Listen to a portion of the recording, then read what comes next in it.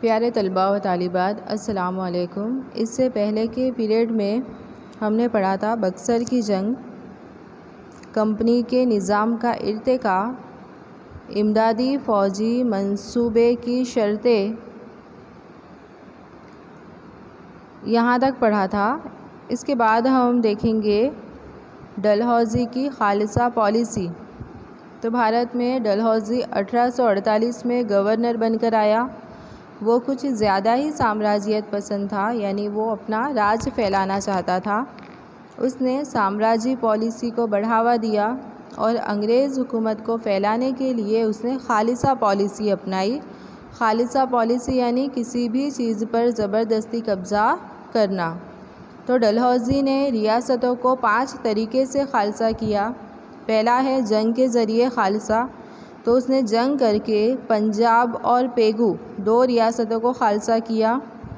اس کے بعد بے اولاد بادشاہ کی موت ہونے سے ریاست خالصہ، یعنی ایسے بادشاہ جن کی اولادیں نہیں تھیں اور اگر وہ مر جاتے تھے تو ان کی ریاستوں کو بھی زبردستی خالصہ کیا گیا، جس میں ستارہ، جیت پور، سنبل پور، ادے پور، جھانسی، بگات اور ناگپور کا شمار ہوتا ہے۔ نمبر 3 ہے بد انتظامی کے تحت خالصہ۔ تو ایسی ریاستیں جہاں بد انتظامی پھیلی ہوتی تھی ان ریاستوں کو بھی خالصہ کیا جاتا، جس میں اودھ ریاست کا شمار ہوتا ہے۔ اس کے بعد ہے قرض طلبی کے تحت خالصہ۔ تو ایسی ریاستیں جو حکومت سے قرض لے اور وقت پر ادا نہ کر پائے، تو ڈلہوزی نے ان ریاستوں کو بھی خالصہ کیا، جس میں وراڑ کا علاقہ، یعنی نظام راجہ کا وراڑ کا علاقہ، اس علاقے پر بھی قبضہ کیا گیا۔ نمبر 5 ہے برائے نام حکومت کو ختم کر کے خالصہ۔ تو ایسی ریاستیں جہاں کے بادشاہ کم طاقتور ہوتے تھے، ڈلہوزی نے ان علاقوں کو بھی خالصہ کیا، جیسے کہ کرناٹک اور تانجور۔ تو ڈلہوزی سامراجیت پسند ہونے کے ساتھ ساتھ اصلاح پسند بھی تھا، کیونکہ اس کے زمانے میں بھارت میں 1853 میں پہلی بار ریل شروع ہوئی ممبئی سے تھانے کے درمیان۔ اس کے علاوہ اس نے بھارت میں اور بھی کئی سارے سدھار کیے، کئی ساری اصلاحات کی، جیسے کہ بھارت اور انگلینڈ کے درمیان تار کی خدمات شروع کی، انگریزی تعلیم کی شروعات ہوئی، بیوہ کی دوبارہ شادی اور بچوں کی شادی پر پابندی کا قانون بھی اسی کے دور میں پاس کیا گیا۔ اس طرح جو ڈلہوزی تھا وہ سامراجیت پسند کے ساتھ ساتھ اصلاح پسند بھی تھا، یعنی اس نے کئی سارے سدھار بھی بھارت میں کیے تھے۔ تو 1757 کی پلاسی کی جنگ سے شروع کر کے 100 سال یعنی 1757 سے لے کر تو 1857 تک 100 سال کے عرصے تک انگریزوں نے بھارت کو کنگال بنا دیا، جس کی وجہ سے ریاستوں میں بے اطمینانی پھیل گئی اور 1857 میں انگریزوں کے خلاف پہلا غدر پھوٹ نکلا، جسے بھارت کی پہلی جنگ آزادی بھی کہتے ہیں۔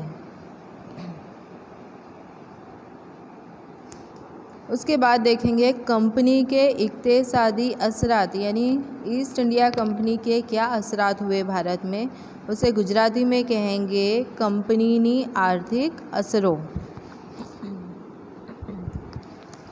تو انگریز بھارت سے کچا مال لیتے اور اس مال کو انگلینڈ کے کارخانوں میں تیار کر کے بھارت کے ہی بازاروں میں دگنی تگنی قیمتوں سے بیچتے اور زیادہ سے زیادہ نفع کماتے تھے۔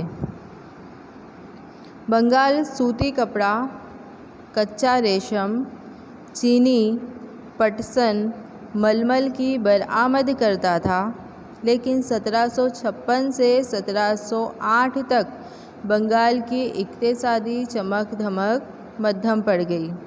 اس کے علاوہ انگریزوں نے بھارت کی صنعتوں کو ٹھپ کرنے کے مقصد سے اور انگلینڈ کی صنعتوں کو خوشحال بنانے کے لیے بھارت کی صنعتوں پر بھاری ٹیکس لگایا، جس کی وجہ سے بھارت میں ہی تیار ہونے والا کپڑا اب بھارت میں ہی مہنگا بکنے لگا اور انگلینڈ کی صنعتوں سے جو مال آتا تھا وہ سستا بکتا تھا کیونکہ اس پر کوئی ٹیکس نہیں تھا، جس کی وجہ سے لوگ انگریزوں کی ہی چیزیں خریدتے تھے اور بھارت کی چیزیں بکنا بند ہو گئی۔ نتیجے میں بھارت کی صنعتیں بند ہو گئیں اور مزدور بیکار ہو گئے۔ اس کے علاوہ کمپنی کی غیر منصفانہ محصولی پالیسی یعنی کمپنی کی ناانصاف والی ٹیکس کی پالیسی سے بھارت کا کسان برباد اور قرض دار ہو گیا۔ بھارت کے کاریگر غریب اور بے روزگار بننے لگے۔ کمپنی کے تاجر بنگال کے کاریگروں سے کپڑا تیار کرنے کو کہتے، اگر کوئی کاریگر انکار کرتا تو اسے وہ کوڑے مارتے تھے یا جیل بھیج دیا جاتا تھا۔ اس طرح ایسٹ انڈیا کمپنی کے آنے سے پہلے بھارت کے گاؤں خود کفیل تھے، یعنی اپنے پیروں پر کھڑے تھے، لیکن انگریز حکومت کے اثرات سے وہ غریب اور دوسروں کے محتاج ہو گئے۔ اس طرح ایسٹ انڈیا کمپنی کے دور میں ممبئی سے تھانہ کے درمیان پہلے ریل راستے کی شروعات ہوئی۔ انگلینڈ اور بھارت کے درمیان آگ بوٹ کی بھی شروعات ہوئی۔ اس کے علاوہ ممبئی، مدراس اور کولکاتہ جیسی بڑی بڑی بندرگاہوں کو بھی ترقی ملی۔ اس کے بعد دیکھیں گے کمپنی کے سماجی اثرات۔ گجراتی میں کہیں گے کمپنی ساماجک اثروں۔ تو ایسٹ انڈیا کمپنی کے بھارت کے سماج پر کیا اثرات ہوئے اس کے بارے میں۔ تو انگریز حکومت کے دوران اخباروں کی ترقی ہوئی، بھارت کی عوام میں زبان اور بیان کے اظہار کی آزادی کا جذبہ پیدا ہوا۔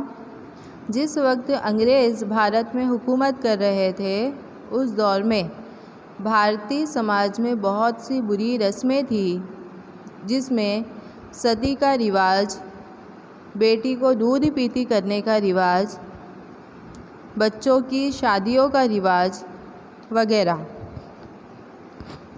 لیکن انگریزوں سے میل ملاپ کی وجہ سے راجا رام موہن رائے، درگا رام مہتا، بہرام جی ملباری وغیرہ نے بری رسموں کو دور کرنے کے لیے قانون بنوائے۔ اس کے علاوہ میکولے کی کوششوں سے بھارت میں انگریزی تعلیم دینے کا آغاز ہوا۔ چارلس ووڈ کی سفارش پر ممبئی، چنئی اور کولکاتہ میں یونیورسٹی قائم ہوئی۔ انگریزی تعلیم کی وجہ سے بھارت میں انگریزی جاننے والوں کا ایک نیا طبقہ وجود میں آیا۔ اس طرح ایسٹ انڈیا کمپنی بھارت کی خوشحالی اور تجارت کو دیکھ کر بھارت آئی۔ بھارت میں کمپنی نظام کے نتیجے میں سیاسی، اقتصادی، سماجی اور تہذیبی شعبے میں اس کے اچھے برے اثرات پیدا ہوئے۔